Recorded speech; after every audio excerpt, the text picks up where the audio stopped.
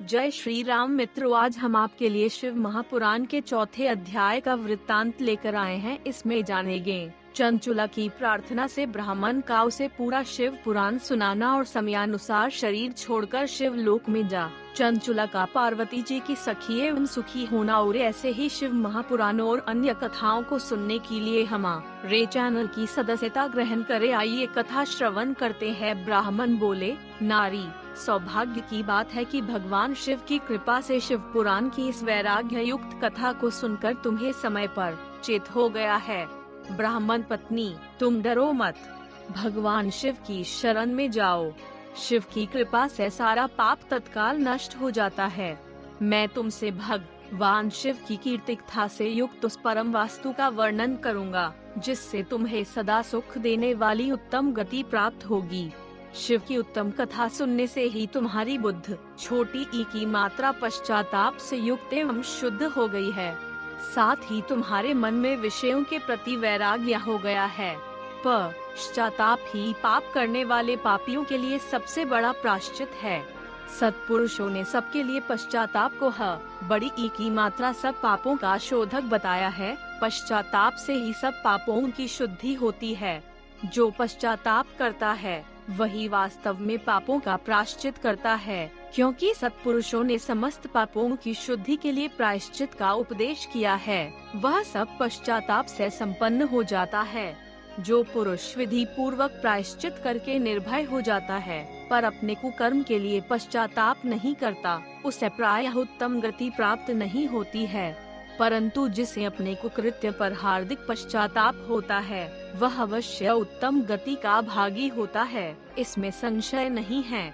इस शिव पुराण की कथा सुनने से जैसे चित्त की शुद्धि होती है, वैसे दूसरे उपायों से नहीं होती। जैसे दर्पण साफ करने पर निर्मल हो जाता है, उसी प्रकार इस शिव पुराण की कथा से चित्त अत्यंत शुद्ध हो जाता है, इसमें संशय नहीं है। मनुष्यों के शुद्ध चित्त में जगदम्बा पार्वती सहित भगवान शिव विराजमान रहते हैं। इससे वह विशुद्धात्मा पुरुष श्री सांबा सदा शिव के पद को प्राप्त होता है। इस उत्तम कथा का श्रवण समस्त मनुष्यों के लिए कल्याण का बीज है। अतः यथोचित शास्त्रोक्त मार्ग से इसकी आराधना अथवा सेवा करनी चाहिए। यह भवबंधन रूपी रोग का नाश करने वाली है।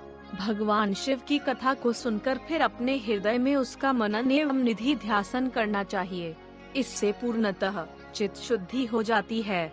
चित्त शुद्धि होने से महेश्वर की भक्ति अपने दोनों पुत्रों ज्ञान और वैराग्य के साथ निश्चय ही प्रकट होती है। तत्पश्चात महेश्वर के अनुग्रह से दिव्य मुक्ति प्राप्त होती है, इसमें संशय नहीं है।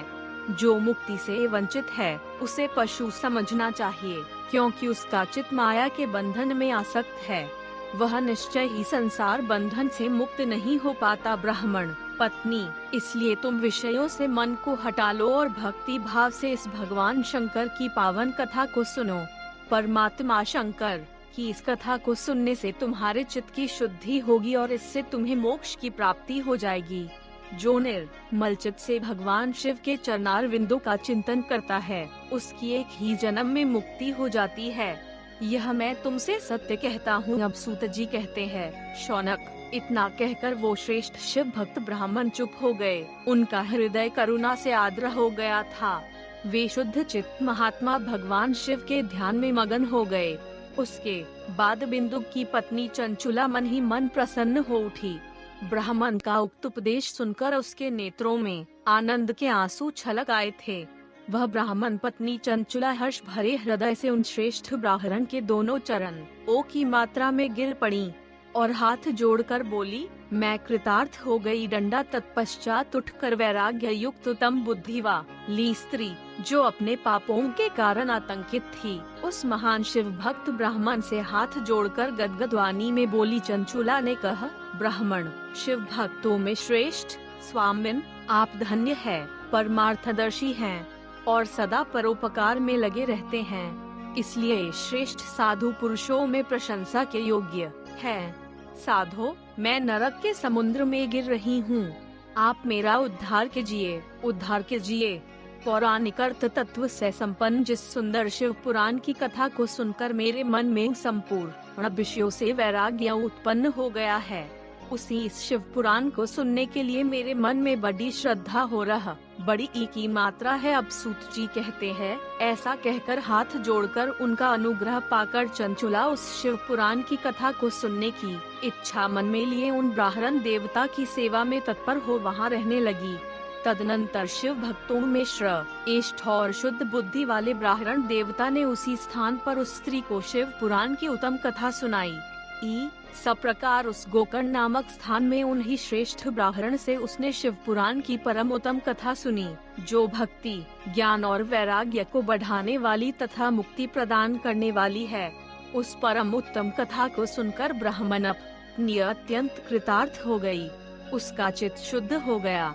फिर भगवान शिव के अनुग्रह से उसके हृदय में शिव के सगुण रूप का चिंतन होने लगा। इस प्रकार उसने भगवान शिव में लगी रहने वाली उत्तम बुद्धि पाकर शिव के सच्चिदानंद स्वरूप का बारंबार चिंतन आरंभ किया। तत्पश्चात समय के पूरे होने पर भक्ति, ज्ञान और वैराग्य से युक्त हुई चंचुला ने अपने शरीर को बिना किसी कष्ट के त्याग दिया। इतने में ही त्रिपुर शत्रु भगवान शिव का भेजा हुआ एक दिव्य विमान द्रुत गति से वहां पहुंचा, जो उनके अपने गणों से संयुक्त और भांति भांति के शोभा साधनों से संपन्न था। चंचुला उस विमान पर आरूढ़ हुई और भगवान शिव के श्रेष्ठ पार्षदों ने उसे तत्काल शिवपुरी में पहुंचा दिया। उसके सारे मल धुल गए थे। वह दिव्य रूपिणी दिव्याग्ना हो गई थी। उसके दिव्य अवयव उसकी शोभा बढ़ाते थे। मस्तक पर अर्ध चंद्राकर कामुक उट धारण किए वह गौरांगी देवी शोभाशाली दिव्याभूषणों से विभूषित थी। शिवपुरी में पहुंचकर उसने सनातन देवता त्रिनेत्रधारी महादेव जी को देखा। सभी मुख्य देवता उनकी सेवा में खड़े थे। गणेश, भृंगी, नंदीश्वर तथा वीरभद्रेश्वर आदि उनकी सेवा में उत्तम भक्ति भाव से उपस्थित थे। उनकी अंग कांति करोड़ों सूर्यों की भांति प्रकाशित हो रही थी। कंठ में नीला चिन्ह शोभा पाता था। 5 मुख और प्रत्येक मुख में 3 नेत्र थे। मस्तक पर अर्ध चंद्राकार मुकुट शोभा देता था।